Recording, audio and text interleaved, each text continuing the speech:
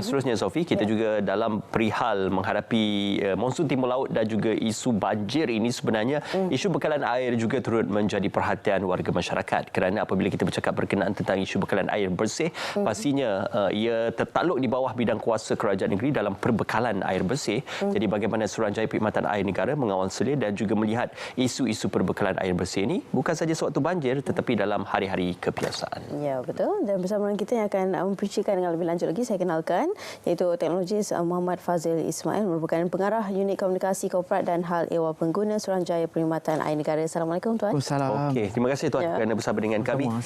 Sewaktu musim banjir ini pastinya kegusaran berkenaan tentang isu perbekalan air bersih. Betul. Khususnya di negeri-negeri yang terjejas dengan banjir.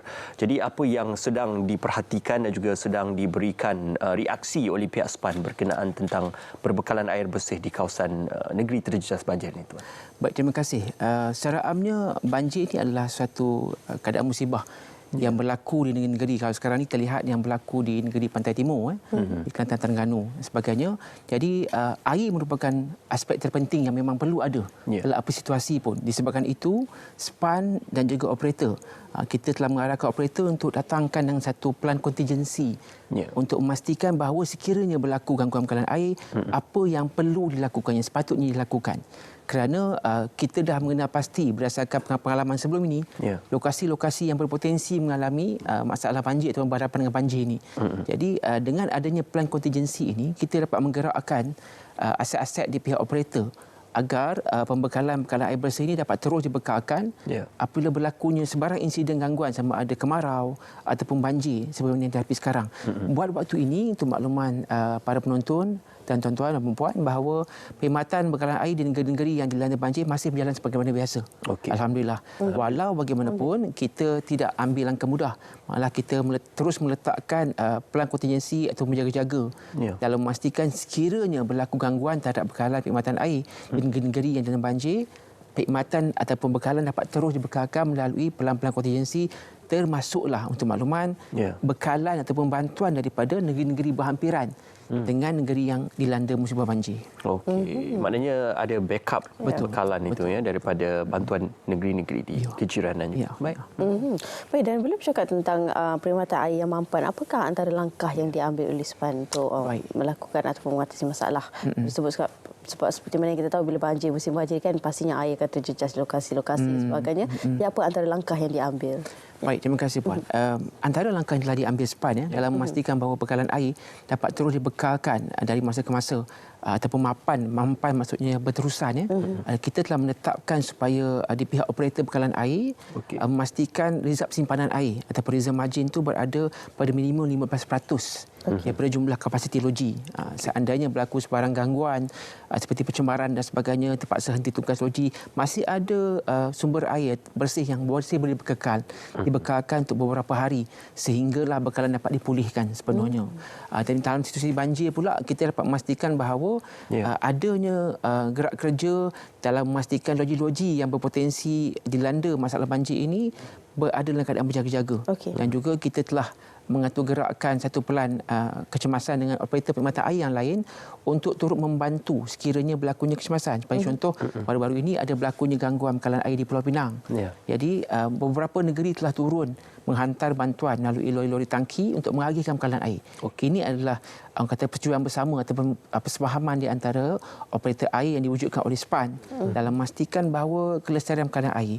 Ada segi aspek lain juga dalam memastikan kemampanan perkhidmatan air ini adalah memastikan taraf ataupun pelarasan tarif air yang lebih relevan sebenarnya, supaya operator perkhidmatan air dapat terus kekal memberi perkhidmatan dengan kadar tarif yang rasional ataupun berpatutan dengan mengambil kira kos pengoperasian yang saban hari semakin meningkat dan juga capex dan opex di pihak operator perkhidmatan air Dan kalau kita lihat dari segi perkhidmatan air ada 3 komponen. Komponen sumber air mentah, komponen pengoperasian dan pembekalan dan komponen pengguna. Okey. Di sini pengguna adalah penerima terakhir, manakala sumber air mentah untuk makluman berada di bawah kuasa kerajaan negeri sumber air mentah, dan pengoperasian oleh operator perkhidmatan air yang juga merupakan syarikat di bawah kerajaan negeri. Okey. Jadi untuk memastikan bahawa operator itu dapat terus mengoperasikan perkhidmatan membekalkan bekalan air bersih kepada pengguna, dah tentu kadar tarif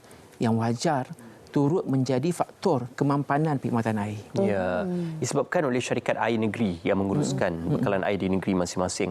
Maka mungkin tarifnya itu sedikit berbeza, ya, kalau tidak banyak pun signifikan perubahan atau perbezaannya itu.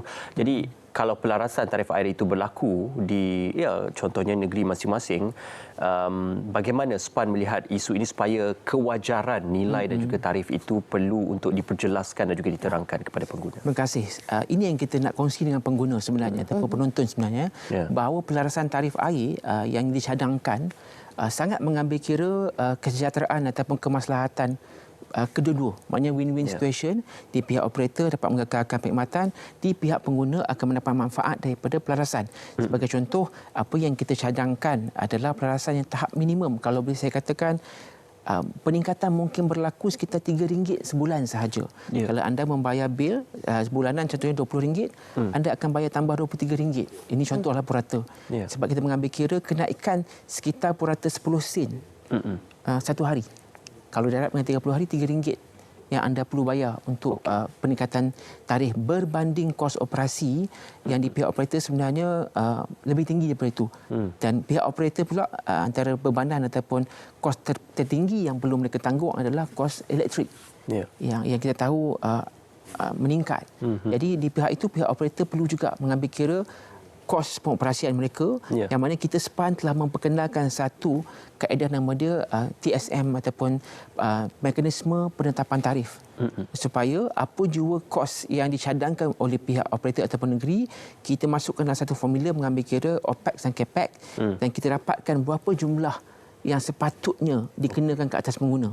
Bukan mengatakan bahawa operator boleh tentukan sendiri, tak. Kita ambil cadangan mereka, ambil kira kos OPEX dan CAPEX mereka, kita masukkan dalam formula kira berapa sebenarnya kadar yang sepatutnya dikenakan kepada nilai yang wajar lah. Yes. Sebab itu kalau berlakunya peningkatan ataupun pelarasan tarif air ini, kadar yang akan dikenakan adalah sangat minimum. Kalau saya katakan kalau air casnya 700 liter hanya 35 sen. Anda lihat penggunaan per kapita penduduk di Malaysia pada tahun 2022 adalah 236 liter setiap individu setiap hari. Okey. Kalau kita ambil jumlah 700 liter purata harga 35 sen, untuk 236 liter pengguna hanya bayar sekitar 12 sen sehari untuk kegunaan harian. Mandi, basuh baju dan sebagainya, makan, minum, hanya 12 sen satu hari. 12 sen satu hari itu apa yang boleh kita buat sekarang? Hampir tak ada apa yang bernilai 12 sen. Biasa lemak pun lebih 12 sen. Nak beli air minuman di kedai mana-mana pun lebih 12 sen. Even air swam pun, air kosong pun baru ni ada kedai yang cas RM5. Yang violent tu lah kan. Di utara tanah air sampai. Jadi kita sedangkan cas 700 liter hanya 35 sen secara purata. Kalau ambil kira penggunaan air per kapita individu setiap hari, hanya 12 sen setiap individu bayar. Satu rumah tu dia seorang bayar 12 sen satu hari. Murah sangat. Jadi murah. hargailah air. Betul. Jadi sebab itulah kita melihat bahawa harga tu kalau difikirkan secara wajar jauh berbeza dengan kos operasi di pihak operator. Perlunya pelarasan. Itu pelarasan pun saya kata tadi naik lebih kurang 10 sen je satu hari. Tak tinggi mana pun berbanding minimum RM3. RM3 purata kita kira RM3 sebulan peningkatan cara purata. Itu di semua negeri dijatuhkan. Okey.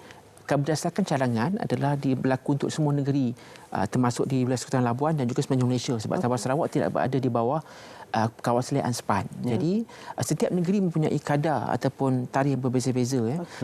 Tak semua negeri mempunyai rintangan yang sama. Sebagai contoh, ada negeri membeli air daripada negeri yang lain. Sebagai contoh, Selangor membeli air daripada Pahang. Melaka membeli air mentah daripada Johor dan sebagainya. Jadi rintangan ataupun kos operasi mereka berbeza-beza. Untuk kita letakkan satu kadar tarikh yang sama dengan mengambil kira perbezaan yang ada tu macam tak tak saksama di situ. Sebab itu tarif air bagi setiap negeri masih berbeza-beza. Tak seperti tenaga yang tarif tenaganya itu kita boleh katakan sama, tapi bagi air ni masih lagi tertakluk kepada negeri masing-masing. Berbeza-beza. Tapi kadar untuk makluman para penonton dan tuan-puan, kenaikan tu kalau boleh saya sebutkan, ada negeri yang tak pernah naik tarif dia 40 tahun. Ya. Wow. 40 tahun. Kalau kita kerja 40 tahun tak pernah naik gaji, tak pernah revise, saya ingat dah lama kita berhenti. Tapi kalau operasi permata air dihentikan, macam mana dengan kehidupan seharian pengguna? Terpaksa, ada operator yang terpaksa berhutang sampai hampir bilion ringgit dengan tenaga sebab nak operasikan terus. Tapi terpaksalah. Okey, dan antara yang lain juga, apa yang boleh pengguna jangkakan daripada aspek kualiti perkhidmatan sekiranya berlakunya pelarasan tarif air domestik ini? Baik, ini adalah aspek yang terpenting saya jangka. Pengguna nak tahu kalau dia dah bayar ataupun pelarasan, berlakunya pelarasan walaupun minimum, apa yang dia boleh jangka dari pelarasan ini. Banyak projek-projek seperti terutamanya penaik taraf logi, menukar paip-paip lama, paip-paip usang mana yang boleh dilaksanakan melalui pelarasan tarif. Memang kita menuju ke arah itu, iaitu operator melihat bahawa dengan adanya peningkatan pendapatan dari pelarasan tarif, mereka akan dapat melihat semula projek-projek yang sebelum ditangguh sebabkan tiada dana. Jadi kualiti perkhidmatan air pun kita jangka akan meningkat apabila berlakunya peningkatan terhadap infrastruktur bagi logi perkhidmatan air itu sendiri.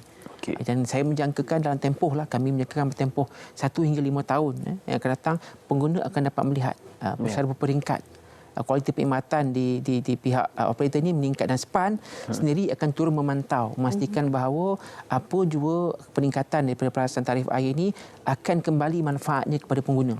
Bukan hanya balik kepada operator dan memberi manfaat di sebelah pihak sahaja. Dan kita di SPAN, antara indikasi kita yang paling kita kata tegasnya, operator di pihak kita tak dibenarkan pun membuat apa-apa keuntungan melebihi 1 digit. Kalau anda untung pun tak boleh lebih daripada 1 digit. Nak tunjukkan bahawa perkhidmatan air ini kepada pengguna, lebih kepada perkhidmatan awam. Dia macam memberi public service tapi kalau berlaku keuntungan pun tak boleh lebih daripada 1 digit. Straightnya kita. Itu ketetapan. Ketetapannya. Sebab tu kalau kita kata ni menguntungkan operator secara berganda-ganda, tidak. Sebenarnya lebih kepada nak cover kos operasi mereka sahaja.